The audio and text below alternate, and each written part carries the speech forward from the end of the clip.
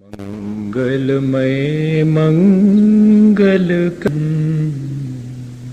वीतराग विज्ञान नमो ताई जाते भये अरहंतादि महान जो विद्यादि सागर सुधी जो विद्यादि सागर सुधी गुरु हैं हितैषी शुद्धात्म में निरत नित्य हितोपदेशी वे पाप ग्रीष्म ऋतु में जल हैं सयाने पूजूं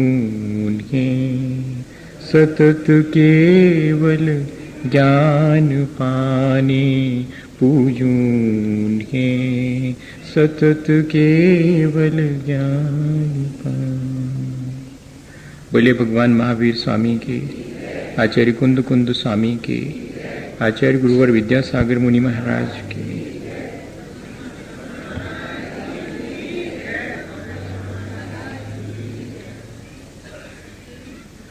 एक संसार जिसे हम अपनी खुली आंखों से देखते हैं और जिसे हम अपने हिसाब, तर्क और बुद्धि से मैनेज करने की कोशिश करते हैं। लेकिन ये जो हमारी खुली आंखों से दिखने वाला संसार है, सिर्फ इतनी ही वास्तविकता नहीं है। एक और संसार है जो कि हमारी इन आंखों से नहीं दिखता है। सुध परिजदानुभूदा सव्वस्व भी काम भोग बंध कहा एयत्त सुबलंभो नवरि न सुलभो विहत्तस्य। श्रुत है, सुनी गई है, परिचित है, अनुभव में भी आई है ये संसार जो दिखाई पड़ता है, इसकी कथा। लेकिन वह जो एक अंतरंग जगत है, उसके बारे में ये दोनों आंखें देख नहीं पाती, ये सफिशिएंट नहीं है। और भी बहुत सी ऐसी संसार में चीजें हैं जिनको कि ये दो आंखें नहीं देख पाती, जिनको देखने के लिए हमें कोई तीसरी आंख अपने भीतर पैदा करनी पड़ती है। वो श्रद्धा, आस्था, निष्ठा और समर्पण की आंख है, वो विश्वास की आंख है। लेकिन उस आंख के खुलने के लिए कुछ तो हमारे पास अच्छे कर्म होना चाहिए।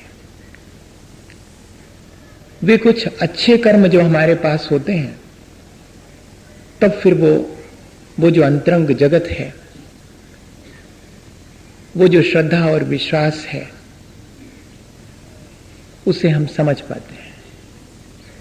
हमारे जीवन में हमने पता नहीं ऐसे कौन से कर्म किए हैं जिससे कि सहसा हमारी श्रद्धा, हमारा विश्वास उस आंतरिक जगत पर नहीं हो पाता है।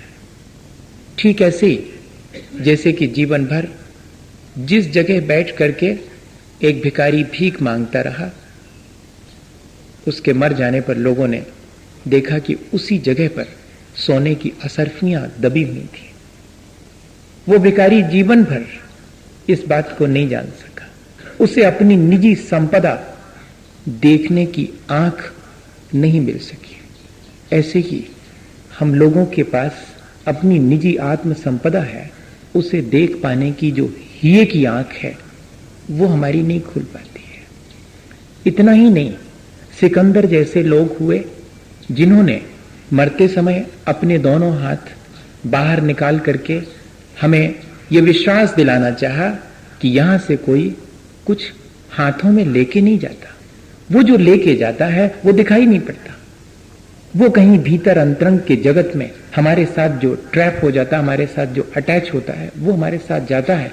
ये सारी चीजें यहीं बाहर पड़ी रह जाती हैं और खाली हाथ लौटने की वेदना लेकर के हम लौटें, इससे पहले क्यों ना हम अपने आप की पहचान कर लें जो कि हमारे साथ जाता है। लेकिन इस अपने आप की पहचान करने का विश्वास, ऐसी आस्था हमारे भीतर पता नहीं क्यों पैदा नहीं हो पाती। एक साधु रास्ते से गुजरता है और कहता है कि जो सच्चाई का साथ देता है वो मुक्त हो जाता है, और मनुष्य नहीं सुन पाता इस बात को, मनुष्य नहीं कर पाता इस बात पर विश्वास। और एक पिंजरे में बैठा हुआ, जो राजा के घर में लटका है पिंजरा, उसमें बैठा हुआ पक्षी उस बात पे विश्वास कर लेता है कि सचमुच मेरे भीतर जो एक सच्चाई का जगत है, ये जो दिखाई पड़ रहा है वो भ्रम है। सच्चाई का जगत जो मेरे भीतर है उसे मुझे पाना चाहिए, मुझे हमेशा सच का साथ देना चाहिए। और होता क्या है, जब दूसरे राज्य के दूत आकर के राजा से मिलना चाहते हैं तो राजा भीतर से समाचार भेजता है कि कह दो है नहीं, मैं मिलना नहीं चाहता, इसलिए कह दो कि है नहीं। पर वो पक्षी जिसने अभी थोड़ी देर पहले साधु के वचन सुन लिए थे कि हमेशा सच्चाई का साथ देना, उसने कहा राजा भीतर है, और कहा जा रहा है कि राजा नहीं है। और ये बात जैसे ही राजा को मालूम पड़ी कि मेरी बात तो गड़बड़ा गई इस पक्षी की वजह से, तो कहा कि हटाओ उस पक्षी को। इतना ही तो चाहता था वो, पिंजरा खोल दिया गया। पक्षी अब उस साधु की ही तरह गीत गा रहा है किसी वृक्ष पर बैठ करके कि हमेशा साथ सच्चाई का देना। मैंने तो मुक्त होके देख लिया, जरा देर के लिए मैंने सच्चाई का साथ दिया था और मैं मुक्त हो गया। लेकिन इस बात पर हम विश्वास नहीं कर पाते। आखिर क्या चीज है, क्या चीज है कि अपनी निजी संपदा पर हमारा विश्वास नहीं होता? क्या चीज है कि हमारे अपने ऊपर हमारा विश्वास नहीं होता? क्या चीज है कि सच्चाई पर हमारा विश्वास नहीं होता? और क्या ऐसी चीज है जो कि सपने को सच मानने के लिए मजबूर कर देती है? हां, सिर्फ आंख बंद होने पर जो सपना देखा जाता है सिर्फ वो ही सपना हो, ऐसा नहीं है। इन खुली आंखों से भी जब हम वस्तु की वास्तविकता नहीं देखते हैं और भ्रम में जीते हैं, वही तो सपना है। जब हम मंसूबे बांधते रहते हैं संसार की चीजों को पाने के, और आखिरी में वे चीजें नहीं मिलती हैं और हम अपना जीवन पूरा सपने में बिता देते हैं, यहां पाने लायक कुछ भी नहीं है, ये तो तब एहसास होता है जब खाली हाथ लौटना पड़ता है। तब एहसास होता है कि यहां पाने लायक कुछ भी नहीं है। वो पाने लायक जो है वो मेरे अपने भीतर है। क्या हुआ था, राजा का राजकुमार बीमार था और वो उसके सिरहाने बैठे थे और झपकी लग गई थी, और तब उन्होंने सपने में अपने 12 बेटे और बहुत बड़ा साम्राज्य देखा था। और इतने में जीवन साथी की चीख सुनकर के उनकी आंख खुल गई थी, और आंख खुली तो देखा कि बेटा तो मर चुका है। तब बहुत जोर से हंसे थे, तो लोगों ने यही समझा था कि पागल हो गए लगता है दुख में। लेकिन उनसे पूछने पर कि आप हंसे क्यों, तो उन्होंने कहा कि आज मुझे मालूम पड़ा इस संसार की वास्तविकता यह है कि सिर्फ यहां पर बंद होने पर आंख सपना नहीं दिखता, यहां तो खुली आंख में भी सपने ही हम देखा करते हैं, सच्चाई तो हम देख ही नहीं पाते हैं। क्यों?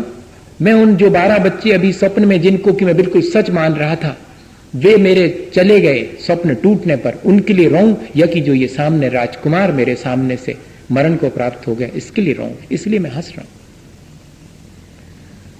ये सारी चीजें, ये जो एक हमारा इस संसार को देखने का नजरिया है, इस पर कौन आवरण डालता है, इसे कौन विकृत कर देता है? मेरे ऐसे कौन से कर्म हैं जो मुझे सच्चे देवगुरु शास्त्र पर श्रद्धा नहीं होने देते, जो मुझे 7 तत्वों का श्रद्धा नहीं होने देते, जो कि मेरे जीवन के लिए हितकारी है, उस पर मेरा विश्वास क्यों नहीं बनने देते हैं? जहां भी आत्मा की और मेरे कल्याण की चर्चा होती है, वहां मेरी रुचि क्यों नहीं जागृत होती, वहां मेरा इंक्लाइनेशन और रुझान क्यों नहीं होता, उस संसार के प्रपंच में मेरा रुझान क्यों हो जाता है? इन सब बातों पर कई बार मन में विचार तो आता है कि आखिर ऐसा क्या किया मैंने कि किसी और को तो विश्वास हो जाता और मेरा विश्वास नहीं जमता, मेरा आत्मविश्वास इतना कमजोर क्यों है?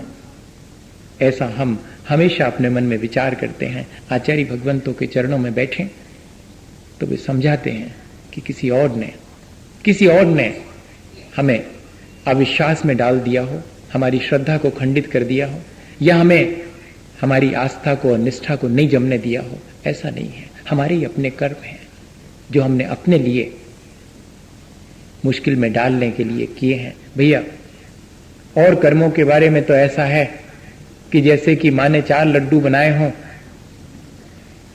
और थोड़े थोड़े से दिए 3 लड्डू में से, सो हमने अपना असंतोष व्यक्त कर दिया, पर थोड़ा मन को संतोष भी हुआ कि चलो इतने थोड़े तो गए, भीतर तो गया कुछ। लेकिन उन 4 लड्डुओं में से 1 लड्डू पर किसी सर्प ने आकर के विष गिरा दिया है। अब बताइएगा कि वो पूरा लड्डू कोई हमें दे दे तो क्या हम खाना पसंद करेंगे? हमें वो 3 में से थोड़ा थोड़ा ही ठीक है, वो चौथा पूरा भी कोई दे दे तो हमें नहीं चाहिए। ज्ञान पर थोड़ा सा आवरण डल जावे, बाकी तो शयोपसम बना रहता है, सो थोड़ा बहुत जानने में आता है। दर्शन पर थोड़ा सा आवरण पड़ गया है, बाकी थोड़ा सा देखने में अभी भी आ रहा है। मेरे दान, लाभ, भोग, उपभोग की सामग्री में बहुत आवरण पड़ा हुआ है, लेकिन थोड़ा सा तो मुझे अभी प्राप्त हुआ है। ये सारे तीनों चीजें थोड़ी थोड़ी तो प्राप्त हुई हैं, लेकिन एक सबसे ज्यादा खतरनाक है मेरा अपना मोह, जो कि मेरे पूरे जीवन को विषाक्त और विकृत कर देता है। मिलता पूरा का पूरा है, लेकिन वो पूरा का पूरा मेरे जीवन को विषाक्त कर देता है। वो मेरी श्रद्धा को भी विषाक्त कर देता है, वो मेरे आचरण को भी बिगाड़ देता है। दोनों प्रकार का है। मेरी श्रद्धा को विकृत करने वाला, मेरी श्रद्धा को ठीक जगह नहीं जमने देने वाला, बल्कि मेरी श्रद्धा को जहां मेरा अहित है उस पर मेरे विश्वास को जमा देने वाला, और जहां मेरा हित होता है वहां से मुझे रुचि ही जागृत नहीं होने देता। ऐसा भी एक मोहनी कर्म है। और एक मोह की वैरायटी यह है कि वो मेरे अपने आचरण को हमेशा बिगाड़ती रहती है। ये किसने मेरे लिए बांधे होंगे? किसी और ने नहीं। किसी और के बांधे कर्म हमें नहीं भोगना पड़ते। ऐसा होता तो बहुत सी मुश्किलें खड़ी हो जाती, और कई बार लगता है कि नहीं, बहुत आसानी भी हो जाती। लेकिन ये दोनों तरह की चीजें जीवन में नहीं है। जो हम बांधते हैं वही हम अनिवार्यतः भोगते हैं। इसलिए यदि हमारे भीतर श्रद्धा नहीं हो पाती, हमारे भीतर विश्वास नहीं जम पाता, हमारा आत्मविश्वास, अगर हमारा सेल्फ कॉन्फिडेंस नहीं है, तो इसके मायने हैं कि हमने कोई ऐसा दुष्कर्म किया है जिससे कि हमारे भीतर श्रद्धा की रोशनी जागृत नहीं हो पाती। और वो कौन सा कर्म है, वो कौन से परिणामों से मेरे भीतर संचित होता है, ये जान लूं, ताकि आगे उस कर्म को ना करूं, जिससे कि मेरी श्रद्धा मजबूत हो सके, जिससे विश्वास जम सके, जिससे कि मैं अपने आत्मविश्वास को बढ़ा करके अपना उद्धार कर सकूं, अपना कल्याण कर सकूं। केवली शुद्ध संग धर्म देवा वर्णवादो दर्शन मोहस। मेरी दृष्टि को, मेरे नजरिए को प्रभावित करने वाला, सिर्फ प्रभावित ही नहीं, मेरे नजरिए को बिल्कुल विकृत कर देने वाला दर्शन मोह है। और सारा खेल इस संसार में दृष्टि का ही है। जैसा देखना चाहें वैसा दिखाई पड़ता है, जैसा है वैसा देखने के लिए तो आंख चाहिए, वरना इन 2 आंखों से तो जैसा हम देखना चाहते हैं वैसा दिखता है। एग्जैक्टली कैसा है वैसा देखने के लिए तो बहुत श्रद्धा की और विवेक की आंख चाहिए। जब हमारा मन राग द्वेष से युक्त होता है, तब चीजें भली और बुरी जान पड़ती हैं। चीजें कैसी हैं ये नहीं जान पड़ता, चीजें भली हैं या कि बुरी हैं। आकाश नीला है, लेकिन कभी हंसता मालूम पड़ता है, कभी रोता मालूम पड़ता है। जब हमारा जी अच्छा नहीं होता, तो एक एक चीज ऐसी मालूम पड़ती है जैसे कि सब उदास हो। और जब हमारा मन प्रफुल्लित होता है, तो उदास व्यक्ति भी हंसता हुआ जैसा जान पड़ता है। ये सारा का सारा खेल हमारी अपनी दृष्टि का, और इसी दृष्टि को विकृत कर देने वाला मेरा कोई कर्म मेरे भीतर बैठा हुआ है। मैं जरा उसको देख तो लूं। मैं तो अपनी आंख को ये मान के चलता हूं कि मेरी आंख बिल्कुल ठीक देखती है, लेकिन इन दो आंखों से ही सब कुछ देखा जाता हो, ऐसा नहीं है। आंख तो सिर्फ जो आंख से दूर है उसे देख पाती है, आंख में पड़े हुए को तो आंख भी नहीं देख पाती। देख पाती है क्या? आंख तो एक दूरी की चीज, जो हमसे जितनी चीज दूर है और हमारी आंख की सीमा में है, वो हम देख पाते हैं। पर आंख के अत्यंत निकट हो और आंख में ही पड़ी हो कोई चीज तो नहीं दिखाई पड़ती। हम अपने आप को नहीं देख पाते हैं और बाकी सारी दुनिया को देख पाते हैं। ये क्या चीज है जो कि हमें खुद अपना परिचय नहीं होने देती? ऐसा कौन सा कर्म है? यही है जो दृष्टि को विकृत बनाने वाला मोह है, जो हमें चीजों को राग द्वेष से युक्त होकर के देखने को मजबूर करता है, जबकि हमें वीतराग भाव से चीजों को, और वीतराग भाव से ही देखने पर चीजें ठीक दिखाई पड़ती हैं। राग द्वेष से देखने पर तो चीजें दिखाई ठीक नहीं पड़ती। लेकिन क्या करें, हमारे अपने कर्म हमें ऐसा करने के लिए प्रेरित करते हैं। और इतना ही नहीं, हम उन कर्मों की जिम्मेदारी स्वयं नहीं ले पाते हैं। हम किसी और को दोषी ठहराते हैं कि मेरा विश्वास इसलिए नहीं जमता, मेरी श्रद्धा इसलिए नहीं जमती। देखो ये इस तरह की बातें होती हैं, इसलिए मेरी भगवान के प्रति बिल्कुल श्रद्धा नहीं है। गुरुजनों के प्रति, उनके सब हमने देख लिए, उनकी चालें हम जानते हैं, उन पर हमारी श्रद्धा नहीं जमती। शास्त्र में कितनी बातें लिखी हैं, क्या होता उससे? हमारी श्रद्धा ही नहीं जमती। सब ठीक होने के बाद भी मेरे भीतर का जो मोह है वो मुझे इन सब चीजों के बारे में ऐसा उलट पुलट सोचने के लिए मजबूर कर देता है। केवली श्रुत संग धर्म देवा वर्णवादो दर्शन मोह से कैसे परिणाम होते हैं, जबकि ये अश्रद्धान मेरे भीतर जागृत होता है। असल में जो महान आत्माएं हैं, महापुरुष हैं, उनमें जो दोष नहीं है, उन दोषों का हम आविष्कार कर लेते हैं, उन दोषों को उनमें कल्पना करने लगते हैं। इसे कहते हैं अवर्णवाद। और ये जो अवर्णवाद है, जिसमें दोष नहीं है उसमें उन दोषों को देखना, उन दोषों की कल्पना करना, ये मेरी दृष्टि को दूषित करते हैं। हाँ, किसी व्यक्ति में, और वो भी महापुरुष में, वे दोष नहीं है और हमने उन दोषों का उसमें अगर आविष्कार कर लिया है, अगर उसकी कल्पना भी कर ली है मात्र, तो उससे सामने वाले का कुछ नहीं बिगड़ा। मेरी दृष्टि दूषित होने से अब मुझे कभी भी वास्तविकता मालूम नहीं पड़ेगी। मैं अपनी उस दृष्टि की निर्मलता को कभी हासिल नहीं कर पाऊंगा। और संसार में जिसकी दृष्टि निर्मल है वही अपने जीवन को ऊंचा उठा सकता है। दृष्टि की निर्मलता और श्रद्धा से ही सारा संसार चलता है। एक कदम भी अगर हम अविश्वास पूर्वक रखते हैं तो डगमगा जाता है। संसार भी विश्वास से चलता है और संसार से पार होने का रास्ता भी विश्वास और श्रद्धा से ही चलता है।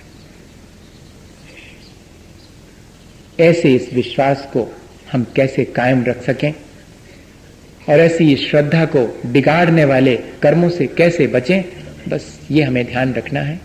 केवली किसे कहते हैं?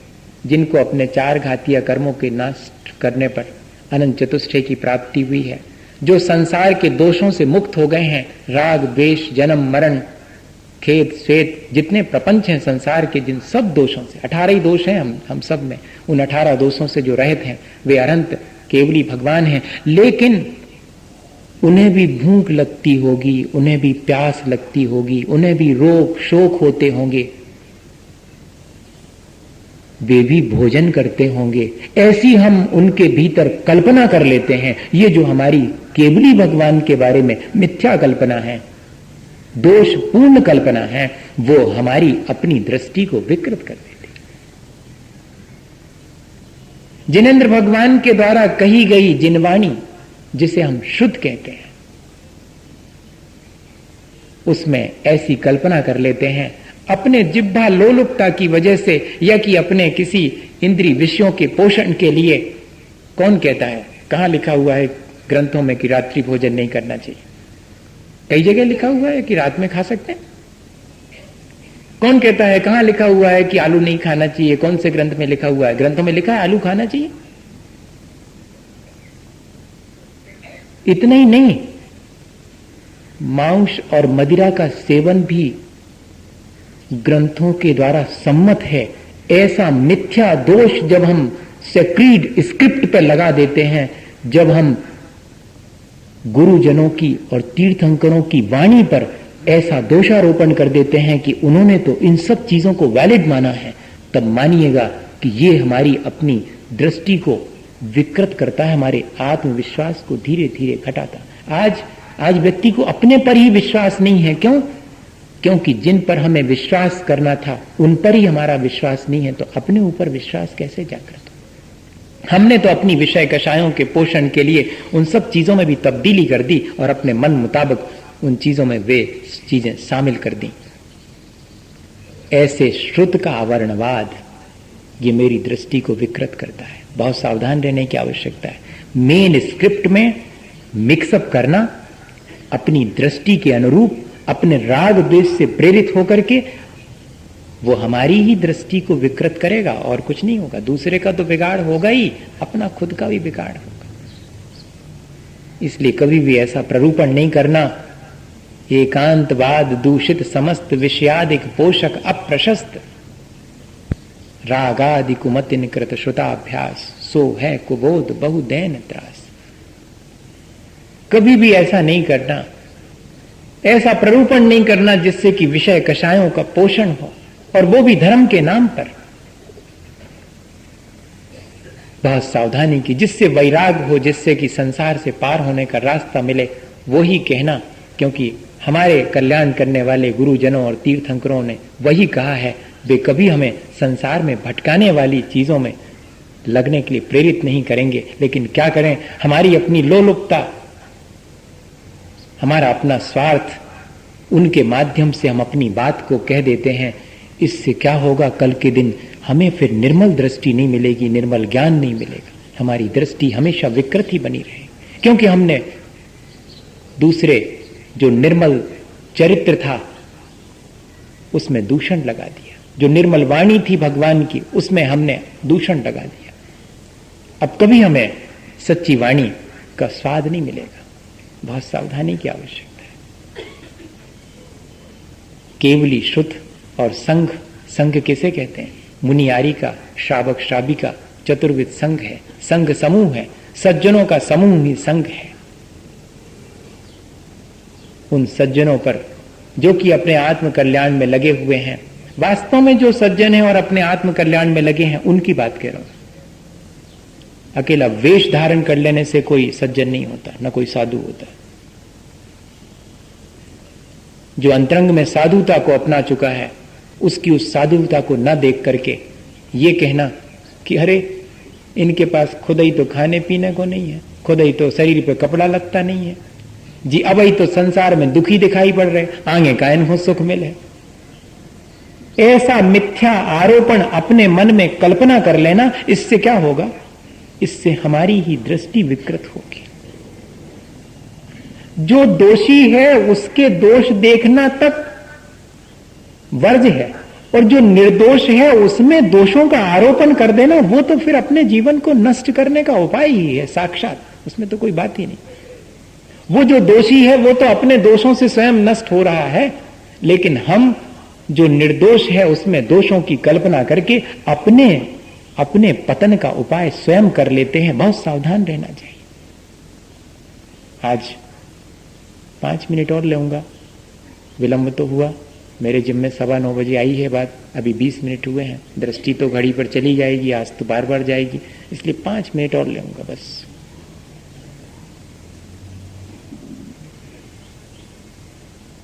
तो केवली श्रुत और संघ, इन तीनों में दोष कैसे लगा देते हैं हम, और कैसे अपनी दृष्टि को विकृत कर लेते हैं। और फिर संघ के बाद धर्म और देव, ये 2 और बचे। धर्म कौन सी चीज है? धर्म के मायने है अहिंसा, धर्म के मायने है वीतरागता। धर्म तो सूरज की रोशनी की तरह है, जितना हम खिड़की खोलेंगे, दरवाजा खोलेंगे, हमारे तक भीतर आएगा। वो किसी की बपौती नहीं है। अहिंसा किसी की बपौती है क्या? धर्म इतना व्यापक और इतना विशाल है, लेकिन ये कह देना कि जितने लोग इस अहिंसा धर्म का पालन करते हैं, इस वीतरागता का पालन करते हैं, वे सब मर करके खोटी जगह जाते हैं। बताइए, धर्मात्मा जो धर्म का पालन करते हैं उनकी बड़ी दुर्गति होती है।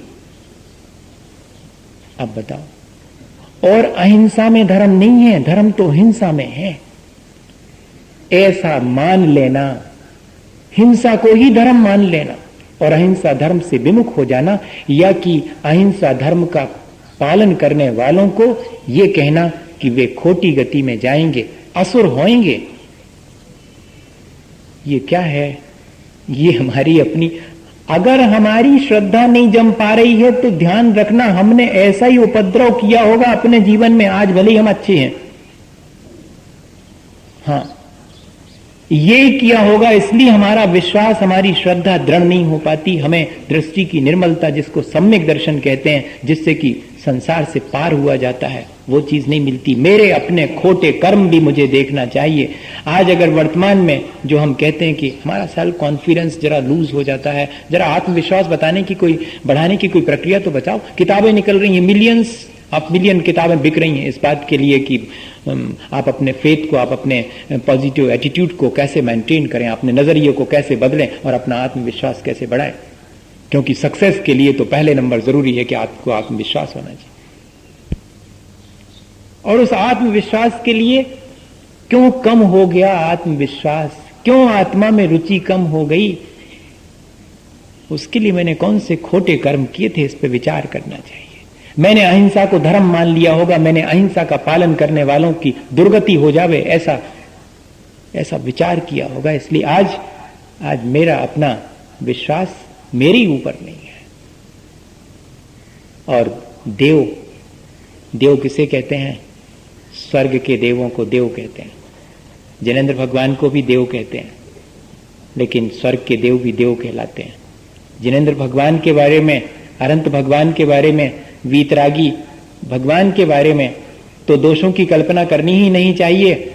यहां तक कि जो स्वर्ग में रहते हैं देव, उनके बारे में भी मिथ्या कल्पना नहीं करनी चाहिए। क्या कल्पना करते हैं कि ये जो देवी देवता हैं ये तो मांस खाते हैं, शराब पीते हैं, सुरापान करते हैं, और देवांगनाओं का निरंतर जो है भोग करते रहते हैं। उनको वही चाहिए, सुरा और सुंदरी चाहिए, ऐसा कह देते हैं। यदि हम ऐसी कल्पना कर लेते हैं उन देवों में, ध्यान रखना अत्यंत सुंदर होते हैं, मंदकशायी होते हैं, परिग्रह धीरे धीरे उनका कम होता जाता है। गति शरीर परिग्रहाभिमान तो हीना, उसमें से अधिकांश तो सम्यक दृष्टि होते हैं। और उन पर हम ऐसा दोष लगा दें कि वे सुरापान करते हैं, मांस का भक्षण, भैया उनके तो मानस आहार होता है, कंठ में से अमृत झर जाता है, बस इतना ही है। लेकिन हमने कौन सी ऐसी कल्पना कर ली, ऐसी मिथ्या धारणाएं हम बना लेते हैं। वे मिथ्या धारणाएं हमारे जीवन को, हमारी दृष्टि को दूषित करती हैं। ये तो ठीक ऐसा है, दृष्टि की निर्मलता और दृष्टि की विकृति तो ऐसी है भैया कि अपन को जो चीज अपने राग देश से रुच जावे उसी को अपन सही मानते हैं, और जो अपने लिए नहीं रुचती सो उसको अपन सब मिथ्या करार कर देते हैं। मुश्किल तो यही है। जैसे कि हमने आपको उदाहरण दिया था कि बिल्ली महारानी सेठ जी के घर पली थी और एक बार विदेश यात्रा पे गई और फिर बाद में लौटी, तो उनका बड़ा स्वागत हुआ कि विदेश से लौटी हैं। उनकी अपनी सहेलियां उनसे मिली और उन्होंने कहा कि कोई संस्मरण सुनाओ विदेश का, तुमने तो वहां पर जो महारानी है उनको भी देखा होगा, सुनते हैं कि उनके मुकुट में तो कोहिनूर हीरा लगा हुआ है, कितना सुंदर होगा, वहां का वर्णन तो करो। तो वो कहती है बिल्ली अन्य सहेलियों से कि सुनो ये सब बाहियात बातें हैं, क्या रखा है इसमें, वहां पर चूहे बहुत मोटे मोटे हैं। बिल्ली की आंख से तो इतना ही दिखेगा, बिल्ली की आंख कोहिनूर नहीं जानती, बिल्ली की आंख और कुछ नहीं देखती, उसको तो चूहे देखते हैं। हमारी भी आंख के साथ यही मुश्किल है कि जैसा हम संसार को देखना चाहते हैं, जो हमारी आसक्ति है, वही हम बाहर भी देख लेते हैं। भैया इस आंख को जरा सा दुरुस्त करने की बात है। मेरे अपने कर्म जो मैंने अज्ञानता पूर्वक कर लिए हैं, जिससे कि मेरी आंख पर पर्दा पड़ गया है, मेरी आंख से मुझे ठीक ठीक नहीं दिखाई पड़ता, मेरी आंख में विकृति आ गई है, सो इस वाली आंख का तो डॉक्टर से इलाज हो सकता है, लेकिन वो जो हिये की आंख और भीतर की आंख है उसका इलाज भी हमें करना पड़ेगा। और उसके इलाज के लिए आचार्य भगवंतों ने सूत्र दे दिया कि कभी केवली भगवान के बारे में, कभी जिनवाणी के बारे में, कभी सज्जन पुरुषों और साधु जनों के बारे में, कभी धर्म के बारे में, और कभी सामान्य स्वर्ग के देवों के बारे में भी। और जो चीजें उनमें नहीं है उनकी कल्पना मत करना, उन दोषों को, उनमें जो निर्दोष हैं वो मत देखना। अगर ऐसी दृष्टि भी हमारे अंदर आ जावे तब हमारा जीवन बहुत ऊंचा उठ सकता है। कल और आपसे बात करूंगा इसी विषय पर, या नहीं भी होगा तो किसी और विषय पर। मैंने आज तक आपसे अब नहीं कहा, आज भी नहीं कह रहा हूं। मैं सिर्फ इतना ही कहना चाहूंगा कि आने वाले दिनों में और आपकी शुभकामनाएं और आने वालों को आपका आशीर्वाद मिलना चाहिए।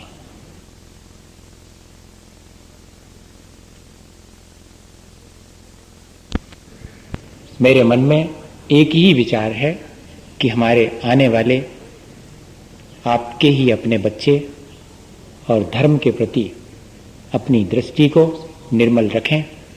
वे धर्म न कर पाएं, लेकिन धर्म अच्छा नहीं होता, धर्म से कुछ नहीं मिलता, कम से कम ऐसी नेगेटिव अप्रोच तो ना रखें।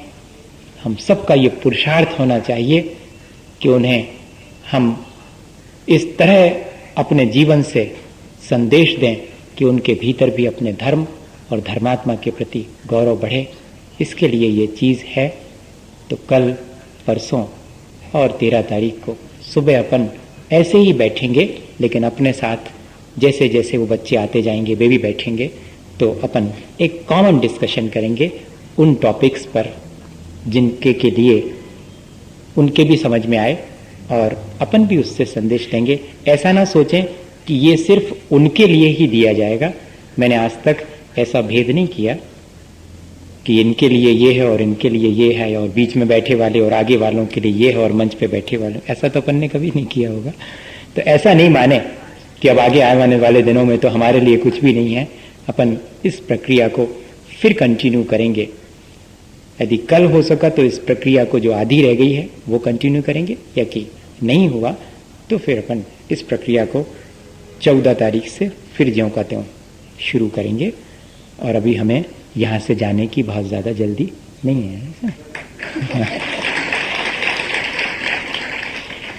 इसी अब भावना के साथ कि अपन प्रेम पूर्वक और सारी चीज़ें एक दूसरे से मिलजुल करके और अपने जीवन को अच्छा बनाने के लिए करेंगे।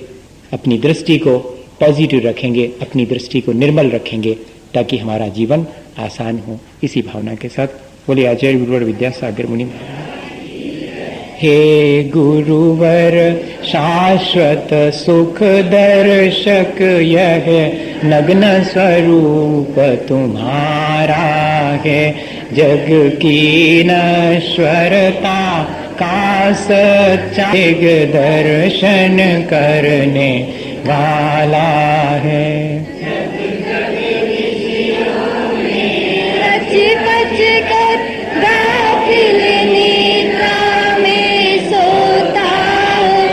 अथवा वह शिव के निष्कंटक पथ में विषकंटक बोता हो।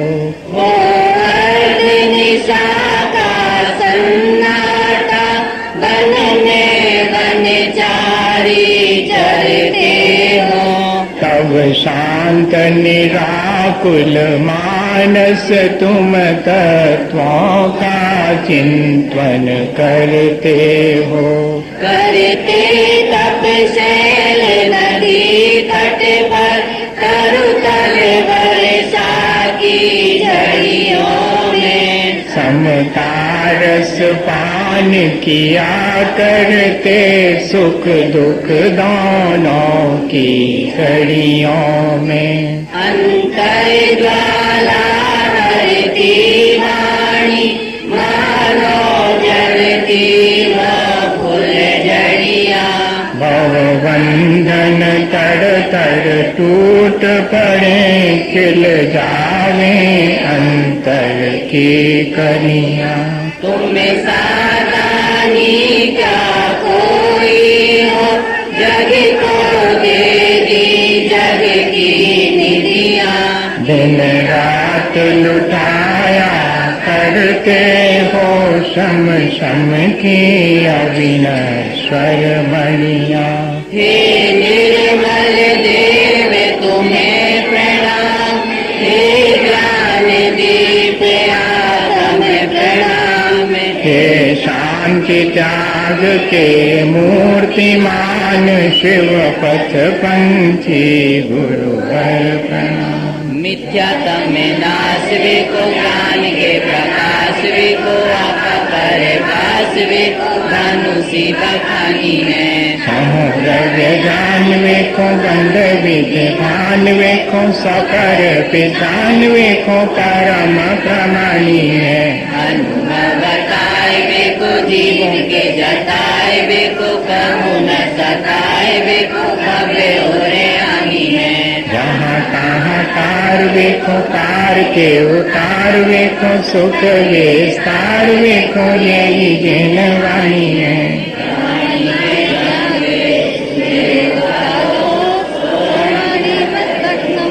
सदा देवी उदक चंदन तांदुल पुष्प गई, दीप सुधूप कला के गई। धवल मंगल दान रवा कुले, इन ग्रहे मुनि राज परम पूज्य आचार्य गुरुवर श्री विद्यासागर जी महाराज के संगत मुनि श्री समर सागर जी महाराज, श्री भव्य सागर जी महाराज के चरण कमलों की पूजा अनक पर प्राप्त है। अर्घम निरूपाम ते स्वाहा।